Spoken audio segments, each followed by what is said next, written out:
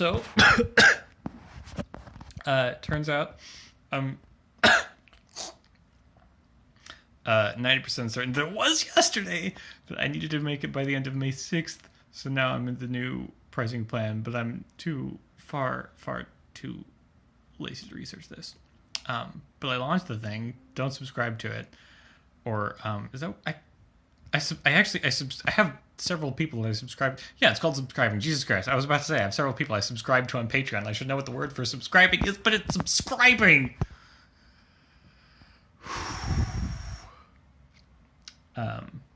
Anyway, don't subscribe to me yet. I actually do have. So I'm a playwright in Chicago right now, but that still feels like a fake thing to say. I've had 4 different 10-minute plays get either staged or staged readings. 3 of them in Chicago, which is where I live, and I've written 1 full length and part of 2 others, which is all to say, like, I know it's a thing that I want to do. It's part of what I want to do. I'll get into that. The thing that I want to do is like dramatic writing, but playwriting specifically is the thing that I want to keep. I want to be practicing right now, and making.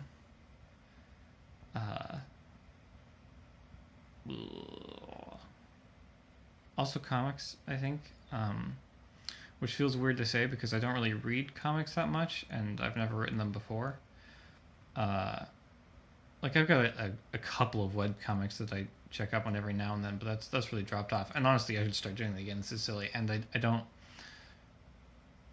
Like I've read maybe like a few graphic novels, just randomly, like literally maybe like 2 or 3.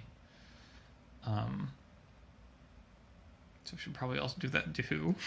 But it's a medium that I like. I like the idea of creating for it because I often struggle when I'm writing plays with wanting to be able to like use the visual storytelling that's just sort of like embedded in the back of my mind from growing up watching movies and TV. Because there are things that you can do in a visual medium. I mean, theater's also a visual medium, but like something that's projected onto a 2D plane. So movies, television, comics. There's a couple things you can do. You can cut instantly from one place to another, panel to panel or frame to frame. You can do instantaneous transitions like that you couldn't, that you like, it takes time to turn a set over in theater. There's complications about all of this fucking generalization, but like that is generally speaking one of the advantages of a 2D visual medium. It's not just recorded, yeah, as opposed to, yeah, I think it's actually the recording that's the important part, because like live television, you can cut from place to place, like camera to camera, but you can't cut moment to moment. Like you can't edit live yet.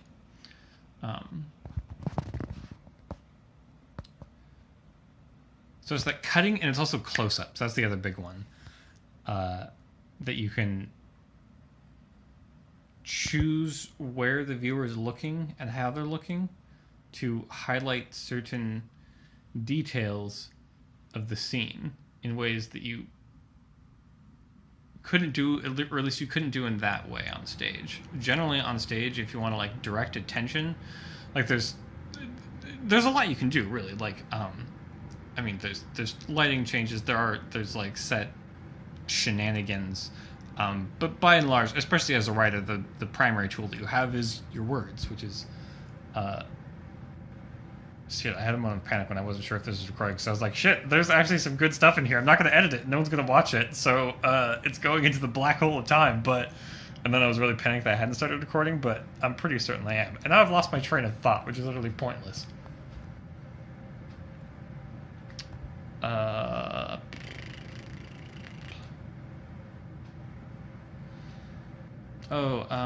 Stage versus screen or comic. Close-ups, drawing attention, yeah. Because, like, you know, showing a close-up of someone's hand clenching by their side is kind of a cliche at this point, but, like, it immediately gets the idea across, you know, this person has, like, tensed up for some reason. And hopefully in the context of the scene, it'll be obvious if they're mad or nervous or whatever. And there's really creative, wonderful ways to get a similar kind of effect on the stage, but it's just, I mean, the point is that's a tool that you have, and it's the kind of tool that I find myself, like, automatically, like, drawn toward using because, like I said, that's the sort of aesthetic style, I guess, that, like, you know, is so rampant. It's such a key part of our culture that, like, you know, I've grown up just immersed in.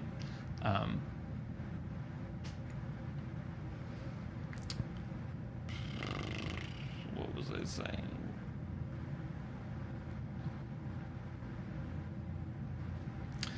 Oh, Patreon. Yeah, but don't subscribe to my Patreon. There's nothing up there yet. Why would you? And like I said, I've had 4 10-minute plays, and that's literally it. So I need to figure out, and that's the other thing about comics is that, you know, obviously you can record theater and all that, but it's just not what it's not directly what the medium, unless you get really creative. It's not directly what the medium is meant to do either. So I feel like that's the other thing that's nice about comics is that I think they're the most readily accessible medium for me to start gathering an audience would be. And I hate, like, framing it like that, especially in fucking 2019 where everything is content to be fucking shot off for free into the internet and paid for by mysterious evil corporate ad dollars. I completely lost track of what I was saying. I just got mad. Oh yeah, content. Why was I talking about content? I'm not completely sober, if that had not been communicated. But that is content. Ugh. Yes. Go watch PBS Idea Channel if you haven't. It ended a while ago, but I feel like an internet hipster for saying that, but it's a really great channel, and I was just, oh right, I'm thinking because of YAR content. YAR content. I need to listen. I hate the way, I mean, everyone hates it, but I hate the way that my voice sounds when I go back and listen to it. But it's not like a black and white hatred, or it's not an absolute hatred. Or maybe it is, but, like, it's not a, no, it isn't. What I'm trying to say, there's some essential quality that I like about it, but it feels like it's buried under a layer of, like, it sounds fake. Like, it feels like I'm being fake. And I don't know if that's just because I'm recording or if that's something that I sound like normally, which would be terrifying. But maybe I could come to terms with it. But I would like to, like, figure out how to make that sound better for here. I'm the only person that can really, that at least for now, I'm the only person that can sort of be like, and possibly for always, but I haven't decided. I'm the only one that can sort of be like judging or critiquing my work in No, that's not it either. Let's go. What was I thinking about before content? Fuck!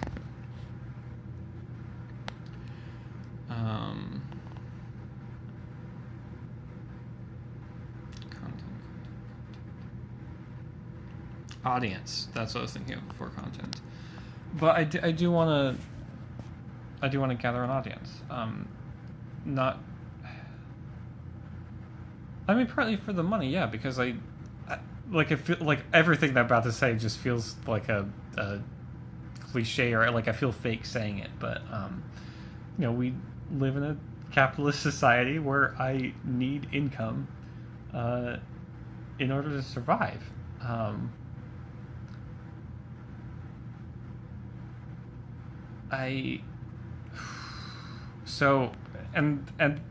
Which obviously begs the question of, like, what my financial situation is. I don't really want to get into it right now, but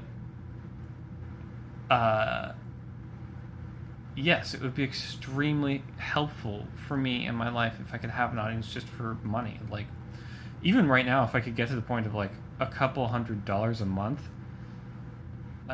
it's kind of distressing how helpful that would be. How much it would just sort of like ease the stress levels in my life, which generally correlates with being able to create more shit, which is what I want to do. So I need the money to make the stuff, even though I haven't made much stuff. Like it, I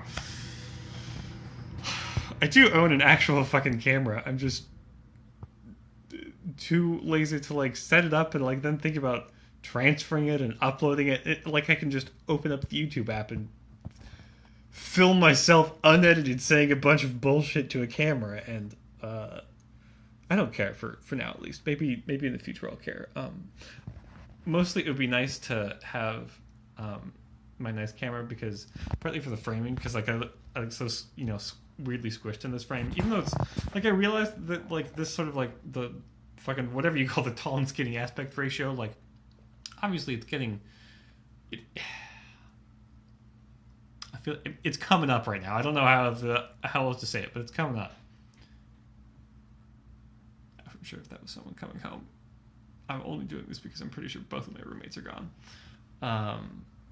But and the other thing is because I do a decent amount of like a decent amount of speaking with my hands, especially when I'm like actually interested in what I'm talking about.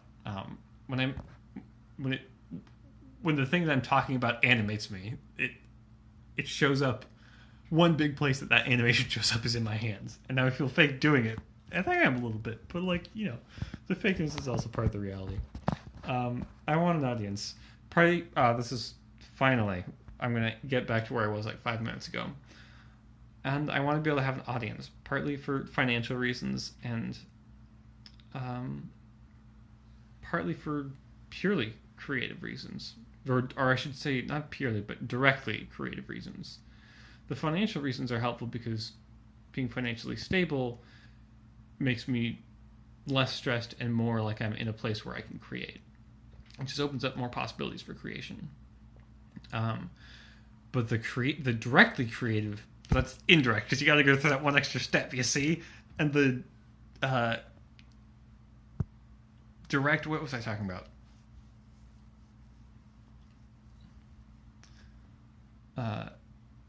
The direct connection to creativity that an audience, I think, I kind of know, even just from those like brief experiences, audiences are terrifying, and I also kind of want to find an online audience where like there's something nice about not seeing the audience's reaction directly.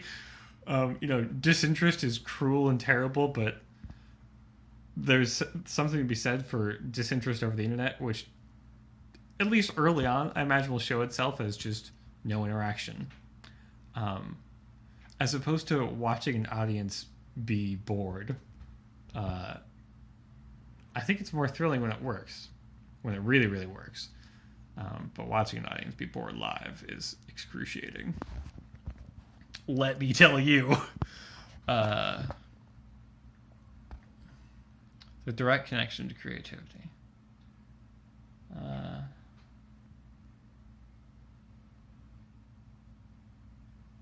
Because it makes me want to create. Because I want the good feedback. I want the good feedback. I mean, at the end of the day, gathering an audience means gathering people who like your work, not. And that's the advantage of something like an online audience, is that by and large they're going there, or at least in. God, I'm getting so fucking lost in the weeds. I like the connection to an audience. I like people wanting my work. I want someone to want my work to exist. I mean, that's the like straight out. I think that's like what it is at the bottom. I want someone to want my stuff. I mean, all this is also, maybe it's just excuses, but I have a harder time creating when it's just for no reason. But I've done it once. One of my 10-minute plays was just like I had an idea and I wrote it. And it's one of my favorite things I've written. So I don't know what the fuck I'm talking about, basically. Don't support me on Patreon yet, but hopefully actually sometime soon I will ask you to support me on Patreon. Maybe sometime, maybe by the end of this year. That's what I mean by soon. Not like fucking next week. There are no imminent plans. Jesus Christ.